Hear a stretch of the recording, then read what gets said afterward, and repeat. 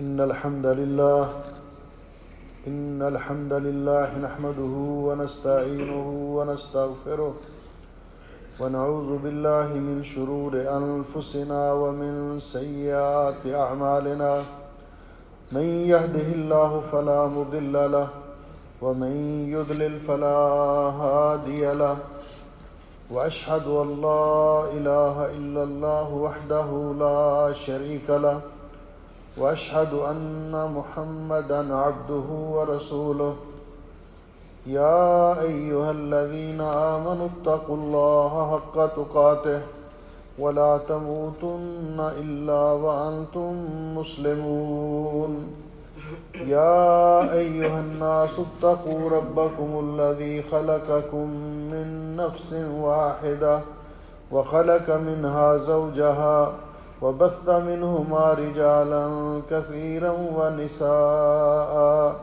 واتقوا الله الذي تساءلون به والأرحام إن الله كان عليكم رقيبا يا أيها الذين آمنوا اتقوا الله وقولوا قولا سديدا يصلح لكم أعمالكم ويغفر لكم ذنوبكم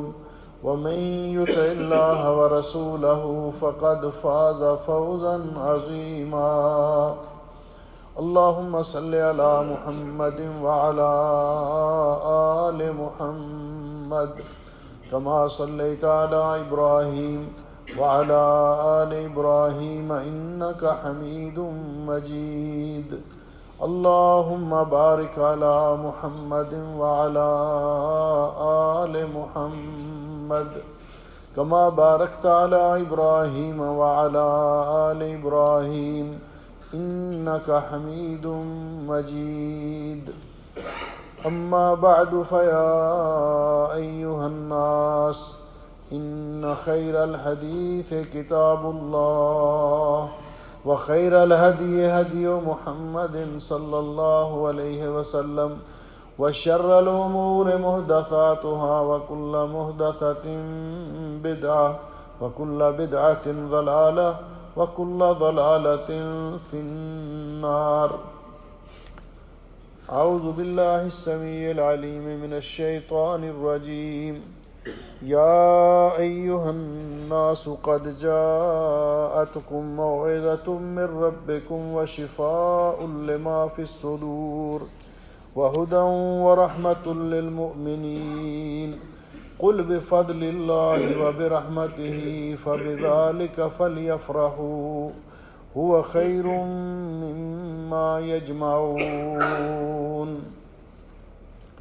قابل صدر احترام بزرگوں، بھائیوں اور عزیزوں، آج کے خطبہ جمعہ کا عنوان ہے قرآن کریم کی تعلیم حاصل کرنا اور اس کے معانی اور تفسیر کو سمجھنا، اس کی فضیلت اور اہمیت۔ حضرات گرامی قدر، قرآن کریم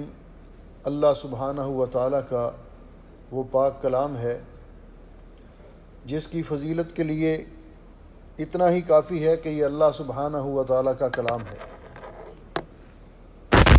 اور یہ بات مشہور ہے کہ کلام الملوک ملوک الکلام، بادشاہوں کا کلام کلاموں کا بادشاہ ہوتا ہے۔ اللہ رب العزت شہنشاہ کائنات ہے، اس لیے اس کا کلام تمام تر کلاموں سے اعلیٰ، افضل اور ممتاز ہے۔ اس کی شان اتنی ہی بلند ہے جتنی اس کلام کے کرنے والے اللہ سبحانہ و تعالیٰ کی شان بلند ہے۔ اللہ سبحانہ و تعالیٰ نے اس کتاب مقدس کو اپنے بندوں کی رشد و ہدایت کے لیے بطور دستور حیات اور طرز زندگی کے نازل کیا ہے۔ جو اس کے مطابق دنیا میں زندگی بسر کرے گا، دنیا کے اندر بھی کامیاب ہوگا اور آخرت کے اندر بھی کامیاب ہوگا۔ جو اس کتاب سے اعراض کرے گا، صرف نظر کرے گا، دنیا کے اندر بھی ناکام ہوگا اور آخرت کے اندر بھی ناکامی اس کا مقدر ہوگی۔ اس کتاب مقدس کو اللہ سبحانہ و تعالیٰ نے باقی کتابوں کے درمیان میں یہ فضیلت بخشی ہے کہ اس کا نام یہ قرآن ہے، اور قرآن فعلان کے وزن پر مبالغے کا صیغہ ہے، جس کا معنی یہ ہے کہ وہ کتاب جس کو تکرار کے ساتھ، کثرت کے ساتھ پڑھا جائے۔ قرآن پاک وہ کلام ہے کہ دنیا کے اندر جس قدر اس کلام مجید کی تلاوت کی جاتی ہے اور کوئی کتاب ایسی دنیا میں موجود نہیں۔ پھر اس کتاب کا یہ اعجاز ہے کہ باقی کتابوں کو انسان پڑھتا ہے، ایک دفعہ ختم کر لے تو دوبارہ پڑھنا چاہے تو وہ کہتا ہے یہ تو میں نے پڑھی ہوئی ہے، لیکن یہ واحد کتاب ہے جس کتاب کو ایک بار ختم کر لیا جائے پھر دوبارہ ختم کرنے کو جی چاہتا ہے، پھر پڑھنے کو جی چاہتا ہے۔ انسان کوشش کرتا ہے کہ وہ زیادہ سے زیادہ اس کتاب کو کمپلیٹ کرنے اور ختم کرنے کی کوشش کرے۔ یہ وہ واحد کتاب ہے دنیا میں جس کتاب کی تلاوت پر ایک حرف پڑھنے پر 10 نیکیاں ملتی ہیں۔ نبی کریم علیہ الصلوۃ والسلام نے ارشاد فرمایا، میں یہ نہیں کہتا کہ الف لام میم ایک حرف ہے، بلکہ الف ایک حرف ہے، لام ایک حرف ہے، میم ایک حرف ہے۔ گویا کہ جو شخص یہ پڑھتا ہے الف لام میم، اللہ سبحانہ و تعالیٰ اس کو 30 نیکیاں عطا فرماتے ہیں۔ یہ وہ کتاب ہے جس کی حفاظت کی ذمہ داری اللہ سبحانہ و تعالیٰ نے لی ہے۔ باقی کتابیں ان کی حفاظت کی ذمہ داری ان امتوں کے حوالے کی گئی۔ عیسائیوں نے انجیل کو بدل دیا، یہودیوں نے تورات کو بدل دیا، لیکن اس کتاب کی باری آئی تو اس کتاب مجید کلام مقدس کے بارے میں اللہ رب العزت نے فرمایا، انا نحن نزلنا الذکر وانا لہ لحافظون، ہم اس ذکر حکیم کو نازل کرنے والے ہیں اور ہم ہی اس کے محافظ ہیں، اس کی حفاظت کرنے والے ہیں۔ دنیا میں یہ چیلنج کے طور پر بات کہی جا سکتی ہے کہ قرآن پاک کے علاوہ آپ کو کسی اور کتاب کا حافظ نہیں ملے گا۔ کوئی انجیل کا حافظ دنیا میں نہیں ملے گا، تورات کا حافظ دنیا میں نہیں ملے گا، لیکن قرآن کریم کے حفاظ لاکھوں کی تعداد میں دنیا کے ہر خطے میں پائے جاتے ہیں، اور اللہ رب العزت نے ہر طرح سے اس کتاب کو محفوظ کیا۔ اور ہم یہ بڑے اعزاز اور فخر کے ساتھ یہ کہہ سکتے ہیں کہ نہ ہو ممتاز کیوں اسلام دنیا بھر کے دینوں میں، وہاں مذہب کتابوں میں، یہاں قرآن سینوں میں۔ اللہ رب العزت نے اس طرح حفاظت کی کہ اس کتاب کے حروف میں یا اس کے معنی اور مفہوم میں کوئی تبدیلی نہیں کر سکتا۔ اگر کوئی کوشش کرے گا تو کتاب مقدس خود اس کا رد کر دے گی اور اس کا منہ بند کر دے گی، راستہ روک دے گی۔ آپ نے کبھی غور کیا کہ آج کل رمضان المبارک ہے، الحمدللہ آج 9 رمضان المبارک سن 1444 ہجری اور 31 مارچ سن 2023 ہے۔ رمضان المبارک کا ایک عشرہ بڑی تیزی سے گزر گیا اور ہمارے ہاتھوں سے نکلتا ہی جا رہا ہے۔ آپ نے نماز تراویح میں اس بات کا مشاہدہ کیا، استاذ حافظ قرآن ہے، ماہر قرآن ہے، وہ تراویح پڑھا رہا ہے، اس کے پیچھے اس کے شاگرد کھڑے ہیں، اسے ڈرتے بھی ہیں، عمر اور علم میں بھی کم ہیں، لیکن استاد سے اگر کوئی حرف غلط ہو جاتا ہے، کہیں سے وہ بھول جاتا ہے، تو وہ چھوٹا سا شاگرد اس کو آگے نہیں چلنے دیتا،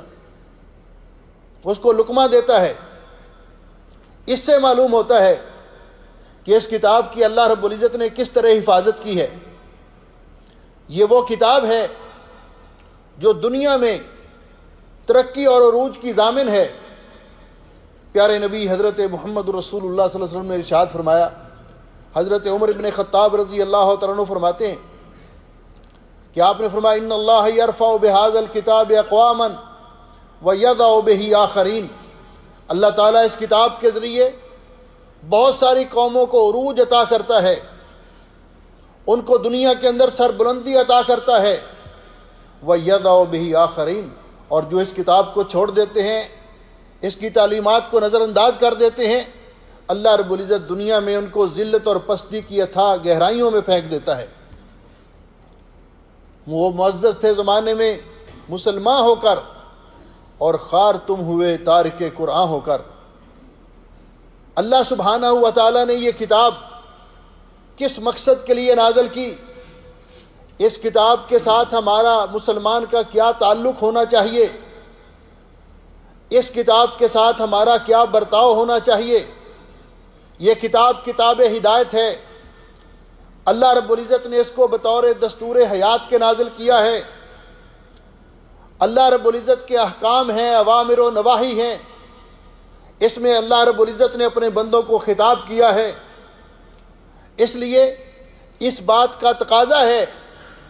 کہ اللہ کے بندے اس بات کا احساس کرتے ہوئے کہ اللہ سبحانہ و تعالیٰ کا خطاب ہے، اپنے بندوں کو اللہ رب العزت مخاطب کر رہے ہیں، اپنے بندوں کو احکام صادر فرما رہے ہیں، اس لیے اپنے مالک کے احکام کو غور سے سنا جائے، ان کو سمجھا جائے اور اس پر عمل کیا جائے۔ یہی وجہ ہے کہ حضرت سہل بن عبداللہ رحمۃ اللہ علیہ فرماتے ہیں، علامت حب اللہ حب القرآن، قرآن پاک سے محبت کرنا یہ اللہ تعالیٰ کی محبت کی علامت ہے۔ وعلامت حب القرآن حب النبی صلی اللہ علیہ وسلم، اور قرآن پاک سے محبت صاحب قرآن کے ساتھ محبت کی علامت ہے۔ وعلامت حب النبی صلی اللہ علیہ وسلم، اور نبی پاک صلی اللہ علیہ وسلم کی محبت کی یہ علامت ہے حب سنت ہی، کہ آپ کی سنت کے ساتھ محبت کرے، آپ کی سنت کی پیروی کرے، آپ کی سنت پر انسان عمل کرے۔ اس لیے اس کتاب کے اللہ رب العزت نے جو ہمارے اوپر حقوق رکھے ہیں، علماء نے ان کو بالاختصار یہ بیان کیا کہ سب سے پہلا حق اس کتاب کا ہے، قرآن پاک کا، الایمان بہ، کہ انسان اس پر ایمان اور یقین رکھے کہ یہ اللہ رب العزت کی نازل کردہ کتاب ہے، اس کے سچے ہونے میں کوئی شک و شبہ نہیں۔ ذالک الکتاب لا ریب فیہ، اس میں کسی قسم کا کوئی شک و شبہ نہیں، یہ اللہ رب العزت کی نازل کردہ کتاب ہے، اللہ رب العزت نے اس کی حفاظت کی ہے۔ اس پر ایمان رکھنا، کیونکہ آسمانی کتابوں پر ایمان کے 6 ارکان میں سے ایک اہم رکن ہے۔ اور دوسرا حق اس کا یہ ہے العمل بہ، اس کتاب کے مطابق، اس کی تعلیمات کے مطابق عمل کیا جائے، کیونکہ اللہ رب العزت نے اسی لیے اس کتاب کو نازل کیا ہے۔ تیسرا حق ہے تعلمہ و تعلیمہ، اس کتاب کو سیکھا جائے اور دوسرے لوگوں کو سکھایا جائے۔ یہ اتنی بڑی فضیلت کی بات ہے کہ رسول اکرم صلی اللہ علیہ وسلم نے ارشاد فرمایا، حضرت عثمان غنی رضی اللہ تعالیٰ عنہ بیان فرماتے ہیں کہ آپ نے فرمایا، خیرکم من تعلم القرآن وعلمہ، تم میں سب سے بہتر وہ ہے، یہ خیر اس میں تفضیل کا صیغہ ہے، تمام لوگوں میں سب سے افضل اور بہتر انسان وہ ہے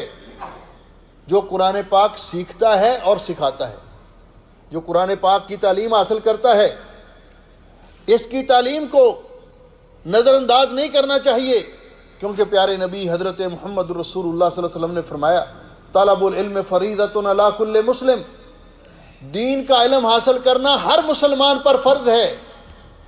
اور یہ دین کے علم کی بنیاد ہے قرآن کریم۔ اس لیے قرآن پاک کو سیکھنا، اس کی تلاوت کو سیکھنا، اس کے معنی اور مفہوم کو سیکھنا، اس کی تفسیر کو جاننا، اس کے مطابق عمل کرنا، یہ ہر مسلمان کے لیے لازمی اور ضروری ہے۔ نبی پاک صلی اللہ علیہ وسلم نے فرمایا کہ جو آدمی من علم آیۃ من کتاب اللہ، کوئی شخص دوسرے کو قرآن پاک کی ایک آیت سکھا دیتا ہے، ایک آیت، تو فرمایا کان لہ ثوابھا ما تلیت، جب تک اس آیت کی تلاوت ہوتی رہے گی سکھانے والے کو برابر کا اجر ملتا رہے گا، اور یہ بہترین صدقہ جاریہ ہے۔ نبی پاک صلی اللہ علیہ وسلم نے فرمایا کہ انسان جب دنیا سے چلا جاتا ہے، اس کے اعمال کا سلسلہ منقطع ہو جاتا ہے، 3 چیزیں ہیں جس کا ثواب اس کو مرنے کے بعد بھی ملتا رہتا ہے، من صدقۃ جاریہ، صدقہ جاریہ، کوئی ایسا صدقہ کیا، مسجد بنوا دی، کنواں لگوا دیا، کوئی اور کام ایسا کیا جس سے عام لوگ فائدہ اٹھاتے ہیں، جب تک لوگ اس سے فائدہ اٹھاتے رہیں گے اس کو مرنے کے بعد بھی ثواب ملتا رہے گا۔ اور دوسرا، من ولد صالح یدعو لہ، انسان اپنے پیچھے اپنی اولاد کی تربیت کر کے ایسی اولاد چھوڑ کے جائے جو اولاد مرنے کے بعد انسان کے لیے بخشش کی دعا کرتی رہے۔ ہمیں اس نقطے پر بھی غور کرنا چاہیے کہ کیا ہم نے اپنی اولاد کی ایسی تربیت کی ہے، ہم نے اپنی اولاد کو یہ بات سکھائی ہے جو خود بھی دین پر عمل کرے، نمازوں کی پابندی کرے، اپنے لیے بھی دعا کرے اور ہمارے مرنے کے بعد ہمارے لیے بھی دعا کرے۔ اور جو اولاد خود اپنے لیے دعا نہیں کرے گی، خود نماز نہیں پڑھے گی، اس اولاد سے ہم کیا توقع کر سکتے ہیں کہ وہ ہمارے لیے دعا کرے گی؟ نبی پاک صلی اللہ علیہ وسلم نے فرمایا ایک آدمی کا مرنے کے بعد اس کے درجات بلند ہو رہے ہیں۔ وہ آدمی بڑا تعجب کرتا ہے اور پوچھتا ہے کہ یہ میرے درجات کیوں بلند کیے جا رہے ہیں؟ تو اسے جواب دیا جاتا ہے لاستغفار ولدک لک من بعدک، اس لیے کہ تیری نیک اولاد تیرے مرنے کے بعد تیرے لیے بخشش کی دعا کرتی رہتی ہے۔ وہ دعا کرتے ہیں ربنا اغفر لی ولوالدی وللمؤمنین یوم یقوم الحساب، اپنے رب ارحمہما کما ربیانی صغیرا۔ اور تیسری چیز وعلم ینتفع بہ، انسان کسی کو علم سکھائے، جب تک وہ علم آگے چلتا رہے گا، لوگ اس علم کو پڑھتے پڑھاتے رہیں گے،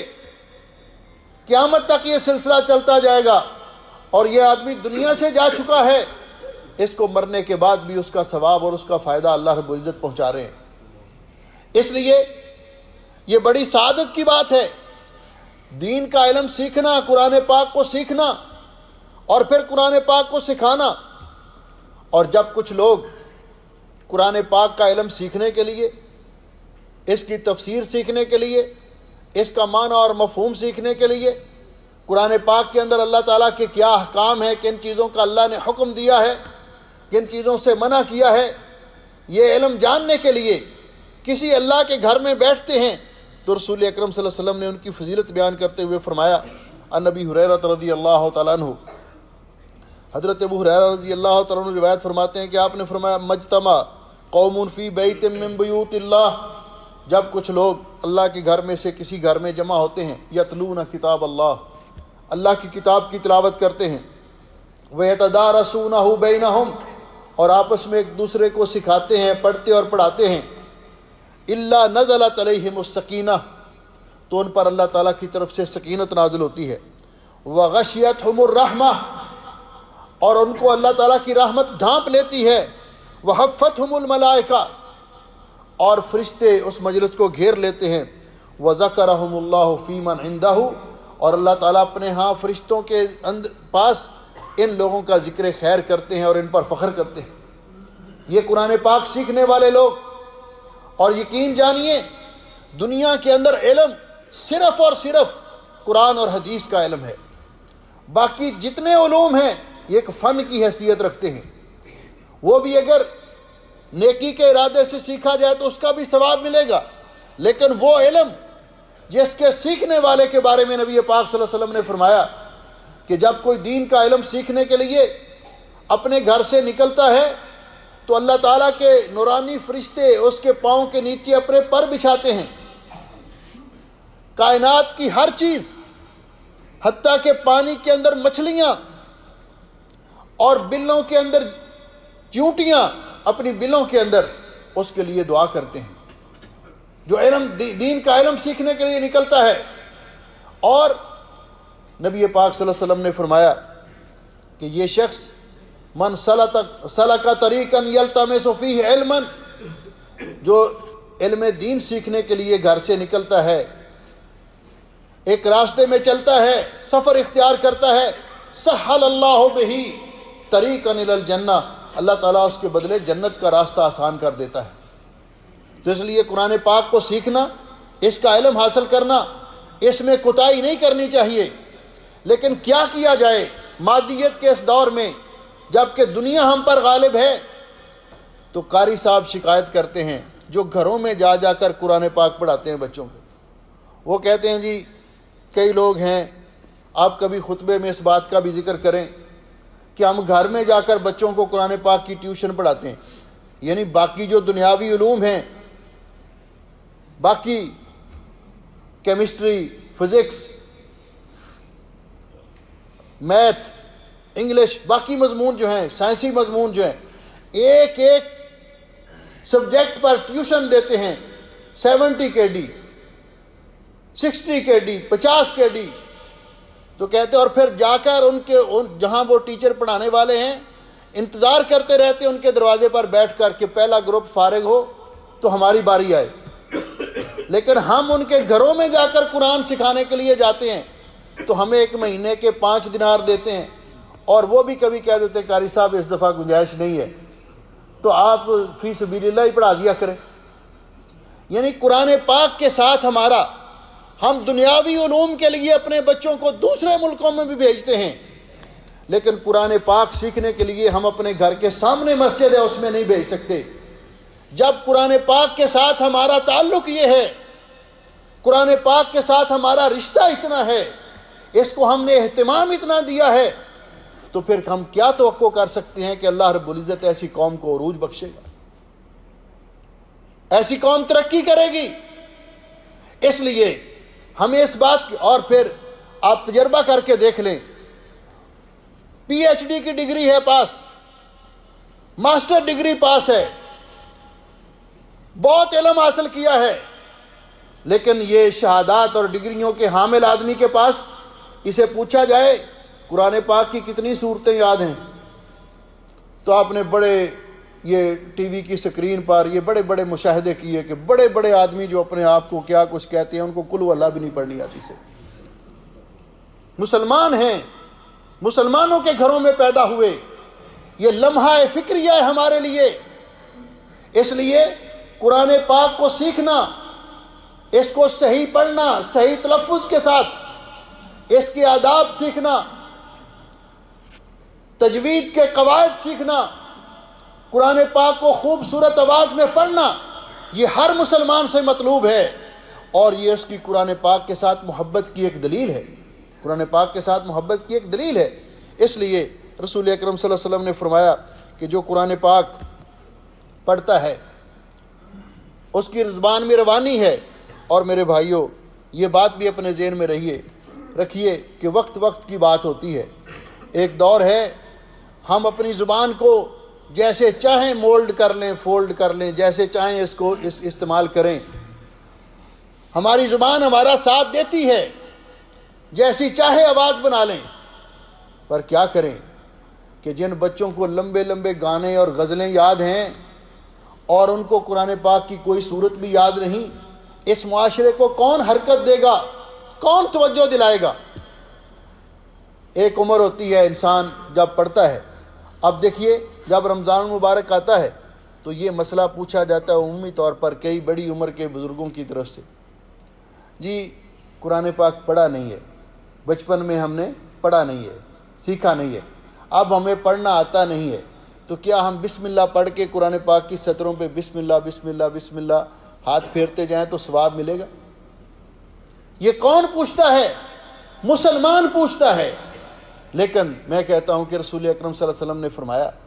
کہ جس نے اس وقت قرآن پاک سیکھ لیا اور قرآن پاک کو صحیح طور پہ پڑھتا ہے، یہ حدیث پاک سنیے، رسول اکرم صلی اللہ علیہ وسلم کا ارشاد گرامی ہے،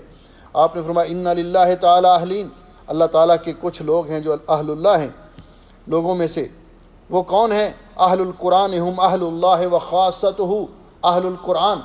جو قرآن پاک پڑھتے ہیں خوبصورت انداز میں، قرآن پاک کے حافظ ہیں، قرآن پاک پڑھتے ہیں، اس کی تعلیمات پر عمل کرتے ہیں، تو فرمایا یہ اہل اللہ ہیں۔ تو فرمایا ام المومنین عائشہ رضی اللہ تعالیٰ عنہ فرماتی ہیں الذی یقرأ القرآن وہو ماہر بہ مع السفرۃ الکرام البررہ، جو قرآن پاک پڑھتا ہے اور قرآن پاک پڑھنے میں ماہر ہے، خوبصورت آواز میں پڑھتا ہے، اس کے تلفظ، اس کے حروف، اس کے آداب کا خیال رکھتا ہے،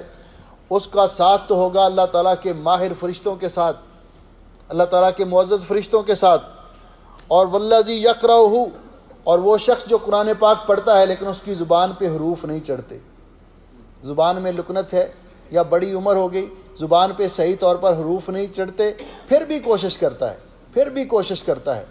بار بار پڑھنے کی کوشش کرتا ہے۔ فرمایا والذی یقرأہ وہو علیہ شاق لہ اجران، اس کو دوہرا اجر ملے گا، قرآن پاک کی تلاوت میرے بھائیوں، قرآن پاک سیکھنا اور اس کی تلاوت کرنا، اس کو زندگی کا معمول بنانا چاہیے۔ اس میں بہت ساری اللہ رب العزت نے خیر و برکات رکھی ہیں، اور بہتر یہ ہے، حضرت عبداللہ ابن مسعود رضی اللہ تعالیٰ عنہ فرماتے ہیں من سرہ ان یحب اللہ و رسولہ، جس آدمی کو یہ بات پسند ہو کہ وہ اللہ اور اللہ کے رسول کے ساتھ محبت کرے، فلیقرأ فی المصحف، وہ قرآن پاک کو مصحف سے، قرآن پاک سے دیکھ کر پڑھے، ڈبل ثواب، ایک قرآن پاک کی تلاوت کا ثواب اور ایک مصحف میں نظر دوڑانے کا، دیکھنے کا ثواب۔ لیکن یہاں ایک مسئلہ اور بھی ہے،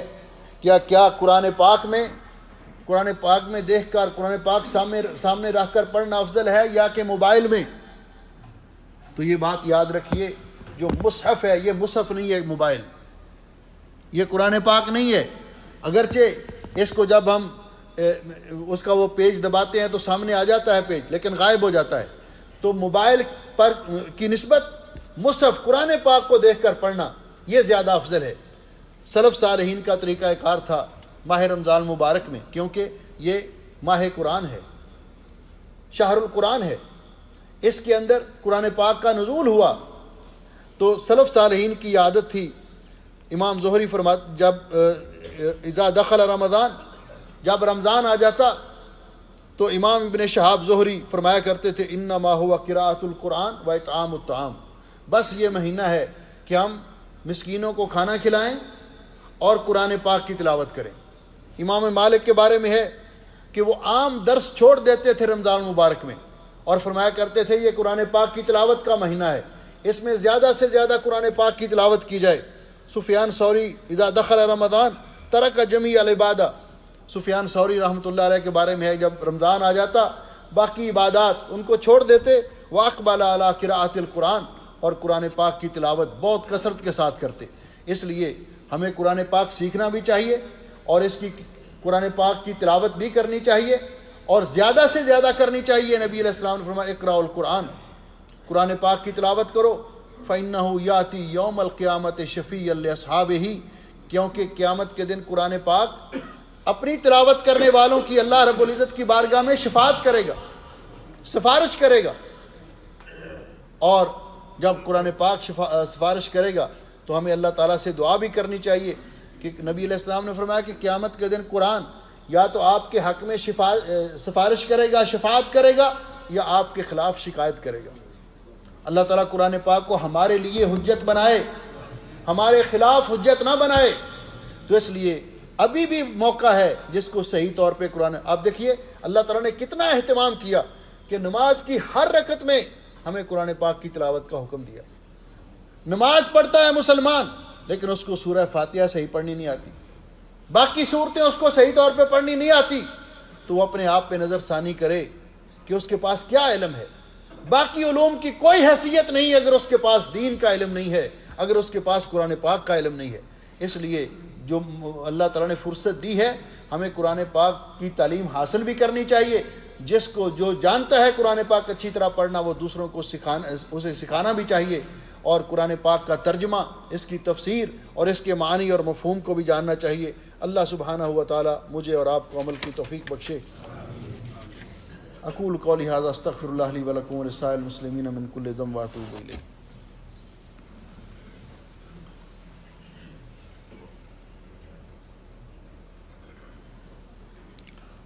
ان الحمد للہ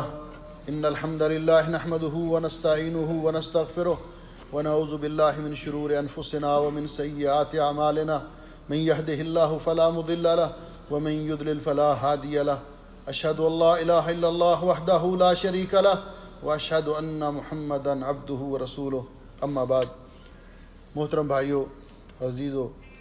قرآن پاک کے ساتھ جس کا بھی تعلق ہو گیا وہ اللہ تعالیٰ کے ہاں عزت والا، منزلت والا اور شان والا بنتا گیا۔ رمضان میں قرآن پاک نازل ہوا، اللہ اس مہینے کو تمام مہینوں سے افضل بنا دیا۔ افضل الانبیاء پہ اللہ رب العزت نے اس کتاب کو نازل کیا، اور آج بھی آپ دیکھتے ہیں کہ اس کتاب کے ساتھ جس کا تعلق ہے اس کی شان کیا ہے۔ غریب آدمی ہے، فقیر آدمی ہے، اس کے باپ کی 150 دینار تنخواہ ہے، اور اس بچے نے قرآن پاک یاد کیا ہے۔ پیچھے علاقے کا نمبردار ہے،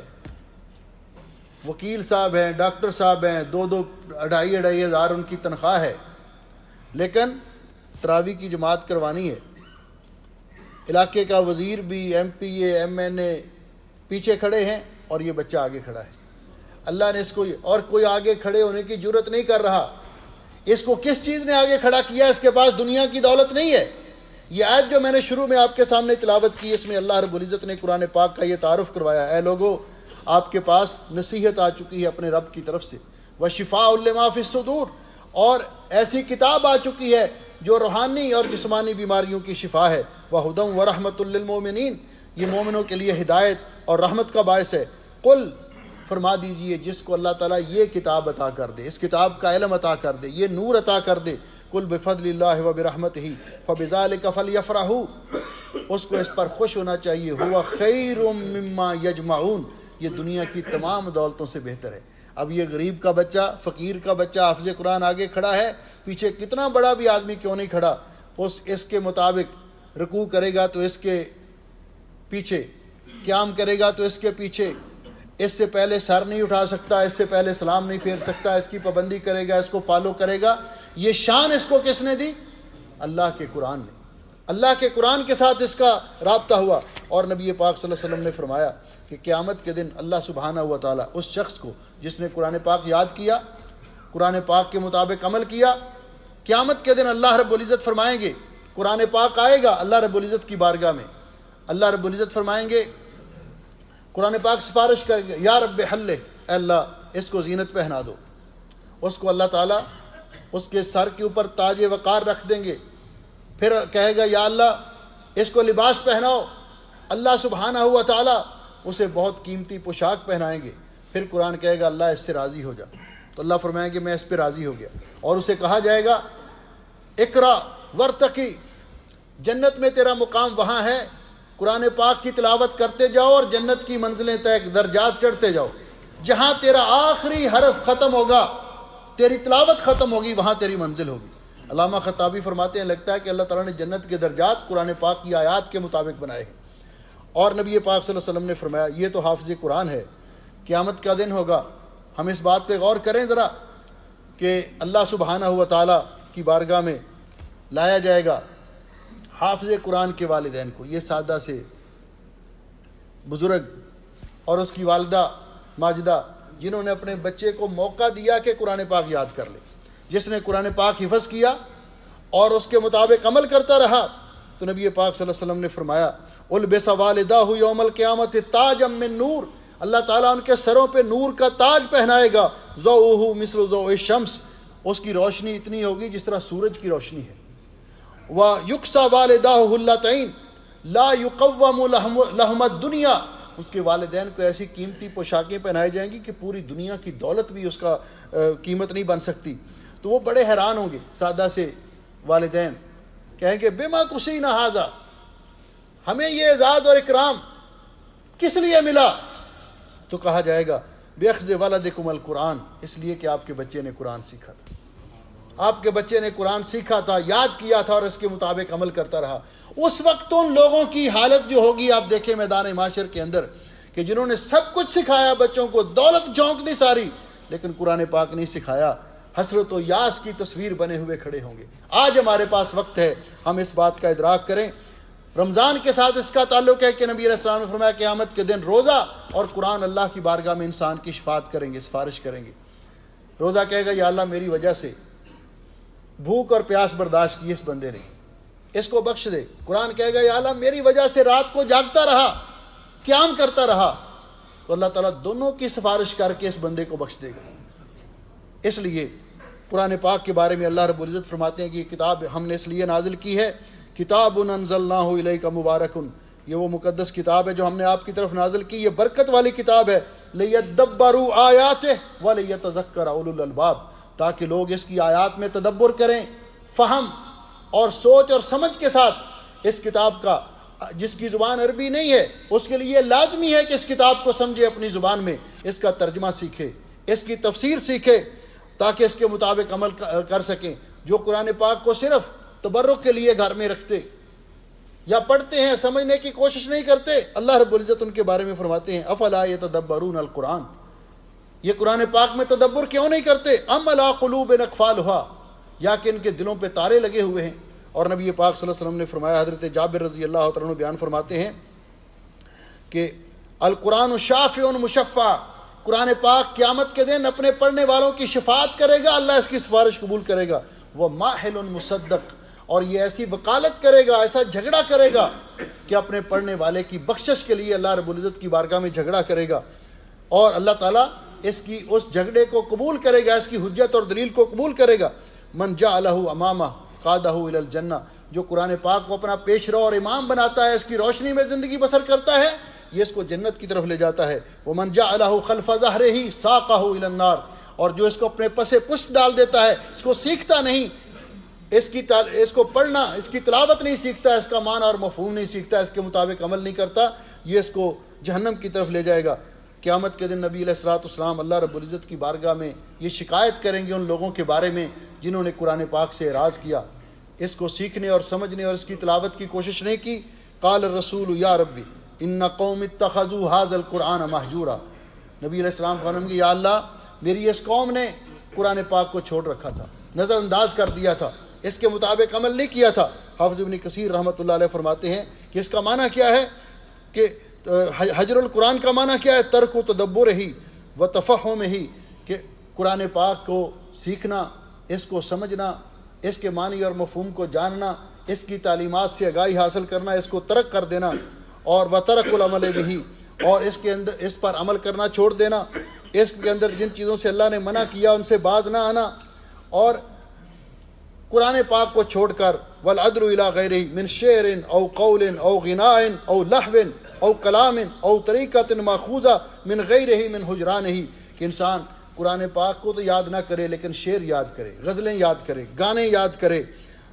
قرآن پاک کو سیکھنے کی بجائے لہو و لعب میں، اپنا دیگر مشغولیات میں، فضولیات میں اپنا وقت ضائع کرے، تو یہ حجر القرآن ہے، قرآن پاک کو چھوڑنا ہے۔ اس لیے میرے بھائیوں یہ شہر القرآن ہے، اس میں جہاں ہم اپنی بہت ساری اصلاح کریں، اپنے آپ کو نمازوں کا پابند بنائیں، اچھی عادات اختیار، اپنے دل میں سخاوت، دوسروں کو افطار کروانا، صدقہ و خیرات کرنا، اس کی عادت ڈالیں، اور بری عادات کو چھوڑنے کی کوشش کریں۔ وہاں ہمیں قرآن پاک کی تلاوت کی بھی عادت ڈالنی چاہیے زیادہ سے زیادہ، اور یہ عادت ہمیشہ ساری زندگی رہنی چاہیے، تاکہ قیامت کے دن یہ کتاب ہماری سفارش کرے، ہم اس کے معنی اور مفہوم کو سمجھیں، اس کی تعلیمات پر عمل کریں، اور یہ ہمارے لیے دنیا کے اندر بھی اور آخرت کے اندر بھی کامیابی کا ذریعہ اور نجات کا ذریعہ بنے۔ اللہ تعالیٰ مجھے اور آپ کو عمل کی توفیق بخشے۔ نبی پاک صلی اللہ علیہ وسلم دعا کیا کرتے تھے وَاجْعَلِ الْقُرْآنَ الْعَظِيمَ رَبِيعَ قُلُوبِنَا، اے اللہ قرآن عظیم کو ہمارے دلوں کی بہار بنا، وَنُورَ صُدُورِنَا، اور ہمارے سینوں کا نور بنا، وَجِلَاءَ أَحْزَانِنَا، اور ہمارے غموں کو دور کرنے کا ذریعہ بنا، وَہُمُومِنَا، اور ہماری پریشانیوں کو دور کرنے کا ذریعہ بنا۔ یہ اللہ کا کتاب ہے، اللہ کی کتاب ہے، اس کا پڑھنا جسمانی طور پر بھی اور روحانی طور پر بھی انسان کے لیے شفا ہے اور باعث برکت ہے۔ اللہ تعالیٰ ہمیں اس کی برکات سے استفادہ کرنے کی توفیق بخشے۔ بیماروں کے لیے ابھی ایک بھائی ذوالفقار صاحب نے مجھے کہا کہ ان کی ہمشیرہ وفات پا گئی ہیں، اللہ تعالیٰ اس بہن کی مغفرت فرمائے۔ بھائی امجد صاحب، بھائی شاہد صاحب اور جتنے بیمار ہیں سب کے لیے دعا کریں، اللہ سب بیماروں کو صحت کاملہ عطا فرمائے اور فوت شدگان کی مغفرت فرمائے۔ ان اللہ و ملائکتہ یصلون علی النبی یا ایھا الذین آمنوا صلوا علیہ وسلموا تسلیما۔ اللہم صل علی محمد وعلی آل محمد کما صلیت علی ابراہیم وعلی آل ابراہیم انک حمید مجید۔ اللہم بارک علی محمد وعلی آل محمد کما بارکت علی ابراہیم وعلی آل ابراہیم انک حمید مجید۔ ربنا ظلمنا انفسنا وان لم تغفر لنا وترحمنا لنكونن من الخاسرین۔ اللهم اشف مرضانا ومرضى المسلمين، اللهم اغفر للمسلمين المیتین۔ ربنا تقبل منا صيامنا وقيامنا وسائر صالح أعمالنا. اللهم أنت الله لا إله إلا أنت نستغفرك ونتوب إليك. يا حي يا قيوم برحمتك نستغيث. اللهم اجعل هذا البلد آمنا مطمئنا رخاء سخاء وسائر بلاد المسلمين. سبحان ربك رب العزة عما يصفون وسلام على المرسلين والحمد لله رب العالمین. صفحہ درست کر لیں.